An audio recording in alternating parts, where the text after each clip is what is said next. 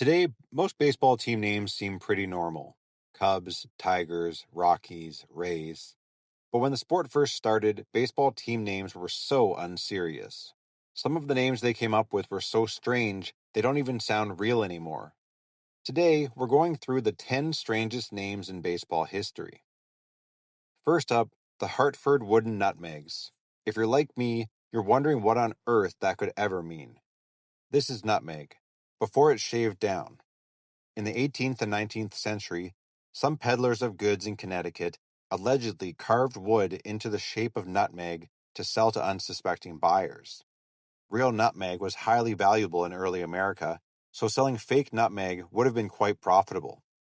It seems to have originated as more of a myth, but today Connecticut is known as the Nutmeg State and its residents as nutmeggers. The Wooden Nutmegs team played in 1901 and folded 2 weeks before the end of their first full season. Number 2, the Brooklyn Bridegrooms. This name literally just came because several players on the team got married around the same time. From 1883 to 1887, the team name was the Brooklyn Grays. They changed the team's name in 1888 to the Bridegrooms after a nickname stuck. In 1891, the name was shortened to the Grooms, but after 5 seasons was re-lengthened back to the Bridegrooms for 3 seasons. After that, they became the Brooklyn Superbas from 1899 to 1910, then the Brooklyn Trolley Dodgers from 1911 to 1912, then the Brooklyn Dodgers for 1913, then the Brooklyn Robins from 1914 to 1931. Finally, in 1932, Dodgers appeared on team jerseys again, and in 1933, Dodgers appeared on both home and away jerseys, and the name has stayed the same ever since. Number 3, the Elizabeth Resolutes. This was a team based in Elizabeth, New Jersey in 1873. Resolute means determined, unwavering, tough. And this team was anything but. They finished with a 2-21 record, losing by an average of almost 10 runs per game. With nearly 4 months left in their inaugural professional season, the Elizabeth Resolutes folded. Not very resolute after all. Number 4, the New York Mutuals. I had to do a bit of digging to even understand the meaning of this name.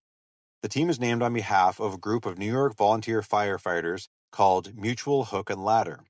Hooks refers to long poles used to pull down burning structures to stop fires from spreading, and mutuals because it was members helping each other. Without context, the name doesn't really make sense.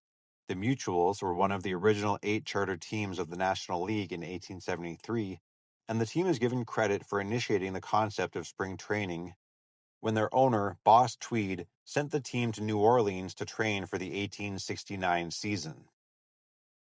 Number 5, the Baltimore Canaries. Another team name that didn't originate from the bird, but rather from the bright color of their yellow uniforms. The Canaries played for only 3 seasons in the National Association from 1872 to 1874.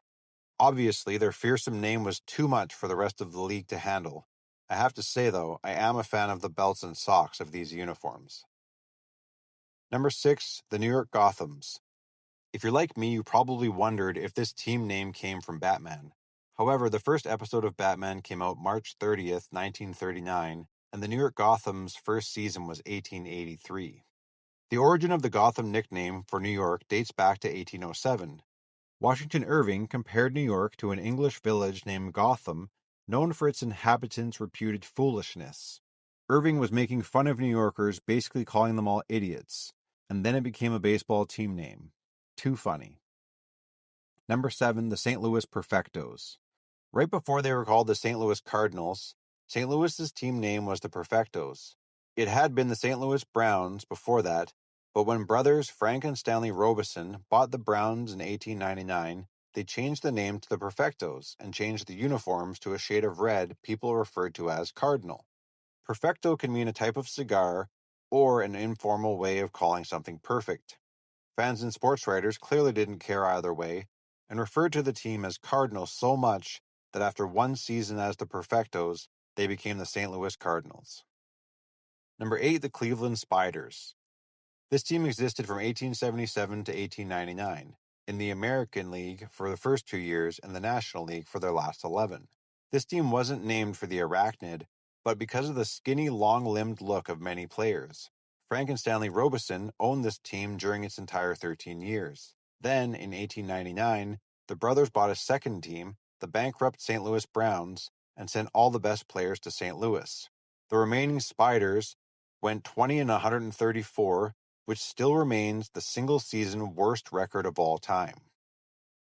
Number 9, the Wilmington Quicksteps. This is another one that I had to look up because I had no idea what it meant. A quickstep is a fast-paced type of ballroom dance. The name likely was supposed to suggest agility and quickness on the field. The team was originally a dominant team in their league before being convinced to join the Union Association, a league that competed with MLB in 1884 for one season. Once Wilmington joined, many of their players left to sign contracts with other teams in the league.